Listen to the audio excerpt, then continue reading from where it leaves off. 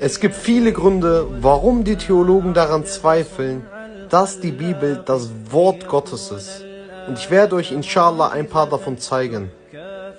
Grund Nummer 1. Die Bibel sagt, dass die Erde 6000 Jahre alt ist.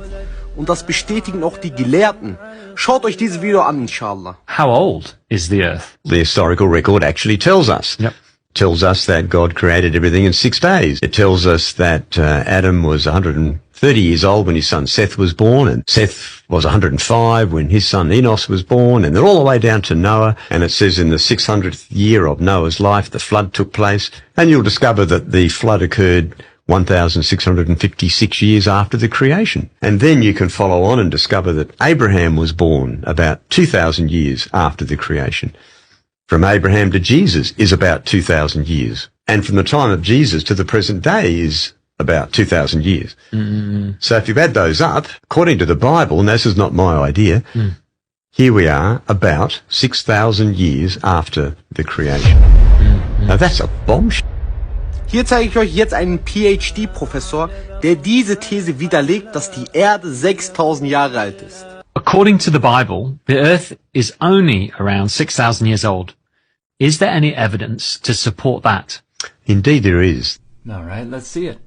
The population of the world today is about 8 billion people. Do you know if you start with 6 people, Shem, Ham and Japheth, Noah's 3 sons and their 3 wives, and let that population grow at the rate of about 0.5%, which is very conservative, for 4,500 years, that's how long ago the flood was, we get 8 billion. So the Bible's record of history is exactly consistent with the population of the world.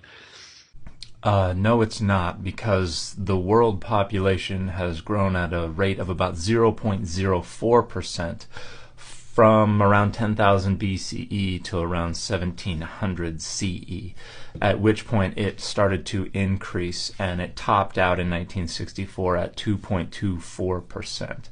So here you can see the world population in green. You see it taking off after the middle of the 20th century. That is the introduction of vaccines.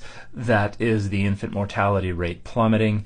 You can see the annual growth rate of the world population in the pink line, and that spikes in this chart in 1962/63, and then it drops off. The world population growth is actually on the decline. You can see the light green on the right side of this chart. That's projection into the future. Many scholars think that the population of the Earth will actually spike in about 60 years and then begin to decline. Not just the population growth, but the actual population itself, somewhere around 11 billion people. So no, the biblical notion of the history of the world is not even remotely consistent, much less exactly consistent with the population of the world. It does not fit at all, because there are no data that support the notion that the Earth is only 6,000 years old. We find soft tissue in dinosaur bones, showing that they cannot be millions of years old. Now, here's the beginning of the article from a 2005 issue of Science announcing that soft tissue was discovered in the hind limb of a Tyrannosaurus rex. Here's how a scientist approaches these new data rather than an ideologue, about halfway down after the parenthetical 3. These data indicate that exceptional morphological preservation in some dinosaurian specimens may extend to the cellular level or beyond. If so, in addition to providing independent means of testing phylogenetic hypotheses about dinosaurs, applying molecular and analytical methods to well-preserved dinosaur specimens has important implications for elucidating preservational microenvironments and will contribute to our understanding of biogeochemical interactions at the microscopic and molecular levels that lead to fossilization.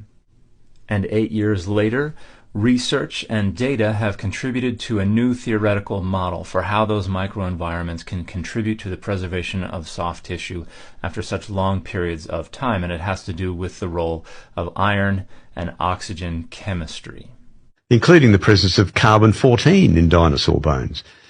We already know why there is carbon-14 in dinosaur bones, and it does not complicate in any way, shape, or form whatsoever the well-established fact that they are tens and even hundreds of millions of years old. Once again, consistent with an age of only a few thousand years. Not really consistent. There are some results that would fit within a young Earth timeline, but the majority of the results are into the several thousands of years old and even tens of thousands of years old. So even if those C14 results were considered accurate and reliable, it would not fit a young Earth creationist timeline. So the difference between a scientific approach to these data and an apologetic approach to these data is a scientist is going to allow the data to operate on their own terms, and they're going to follow the data where they lead. An apologist already knows where they need to arrive at, and the data becomes an obstacle that needs to be overcome.